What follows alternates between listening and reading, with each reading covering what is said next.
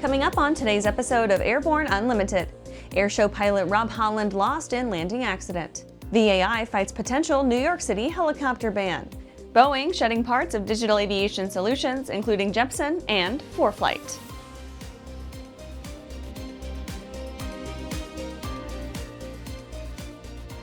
Welcome to Airborne Unlimited. I'm your host, Holland Lee. Let's get into today's stories. Airshow pilot Rob Holland lost in landing accident. The staff of Aero-News is heartbroken to report that Rob Holland lost his life in an as-yet inexplicable landing accident. Flying into Langley Air Force Base on Thursday, Holland was a featured performer for the Air Power over Hampton Roads Air Show. He had been inbound from Nashville when the flight went awry at 11:31 Eastern.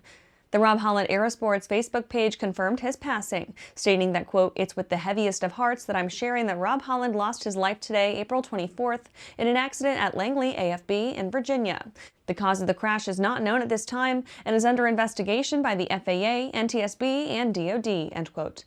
Holland's record was inspiring, being the winner of 12 consecutive U.S. National Aerobatic Championships, 5 World Freestyle Aerobatic Championships, and the ICAS Art Scholl Award for Showmanship, the highest honor any airshow pilot can receive. Best of all, he was an affable, approachable guy who never seemed all that impressed with himself, and was often seen shooting the bull with fellow pilots wherever he went. He will be greatly missed. ANN will update the story as information is verified and deemed appropriate. After the break, Bedford's past push to roll back flight hour requirements raises heads. Meet the first of a new generation of the M-Class family.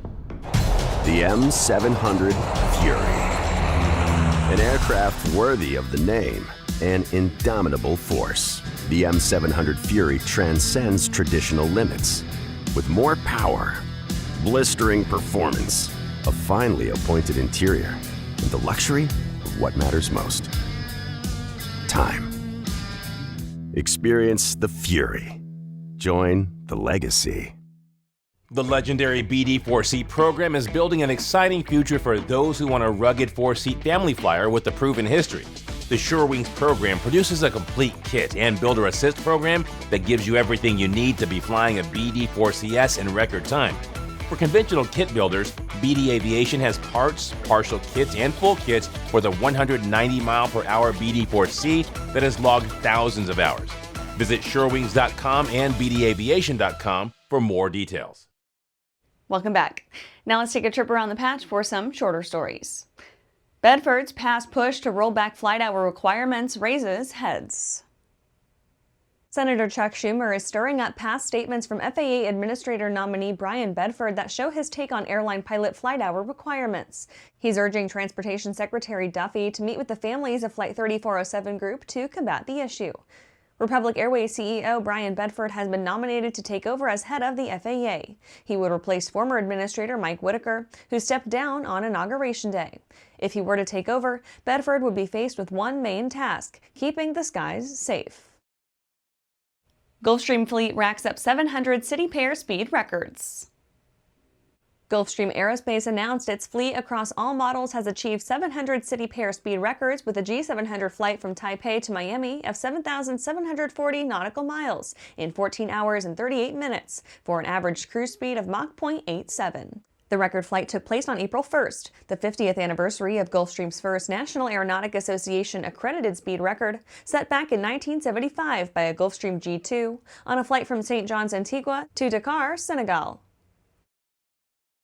Lockheed Martin won't challenge Boeing NGAD award.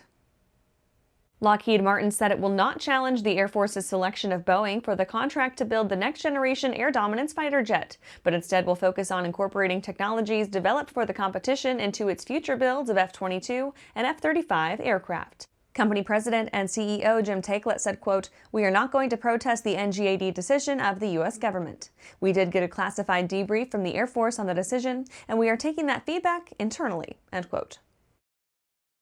Texas pilot thrown in jail for threatening a potential employer.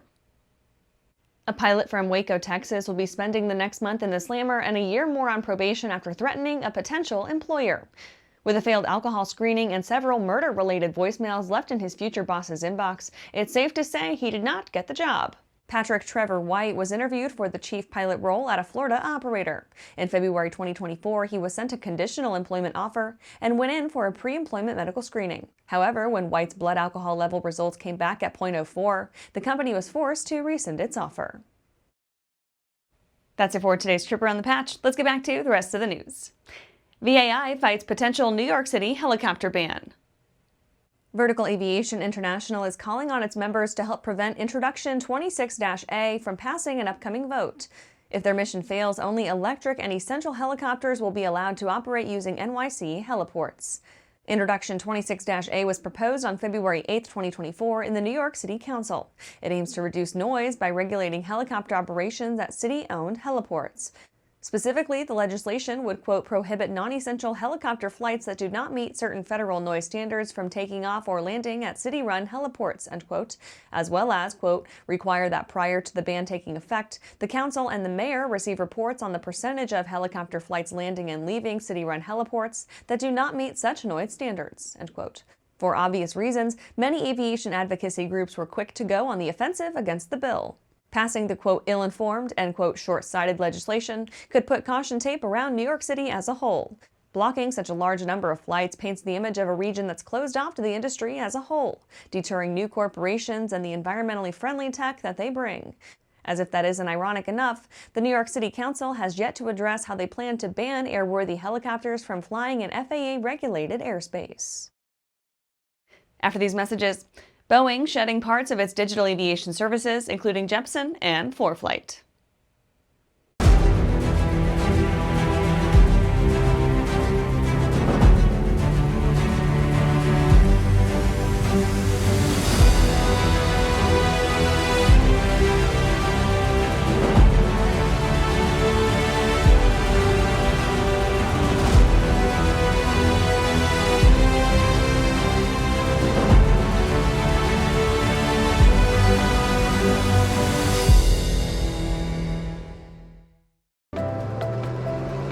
I'm currently using the Hartzell Talon, by far the best aerobatic propeller ever come out. I use the Trailblazer. It adds performance to the Super Decathlon and dependability, and it's rugged.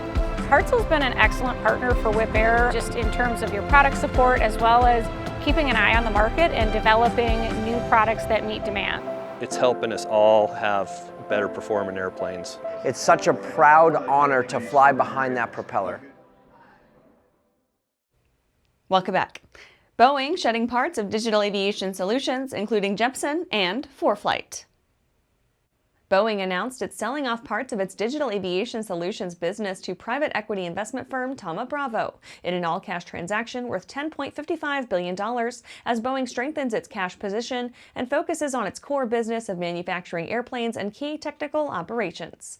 The assets Boeing is shedding include Jeppesen, ForeFlight, AerData, and OzRunways, and the agreement includes provisions on data sharing and future collaborations to ensure continuity of operations under Thoma Bravo's ownership. Boeing will retain its core digital capabilities that capture aircraft and fleet-specific data related to providing commercial and defense customers with fleet maintenance, diagnostics, and repair services, as well as providing predictive and prognostic maintenance insights. Approximately 3,900 people are employed by Boeing's Digital Aviation Solutions, including some in the business elements staying with Boeing as well as those included in the sale. Boeing and Thoma Bravo are working together to ensure a seamless transition for employees as well as meeting the needs of customers and compliance with obligations. The transaction is expected to close by the end of 2025, subject to regulatory approval and the usual closing conditions.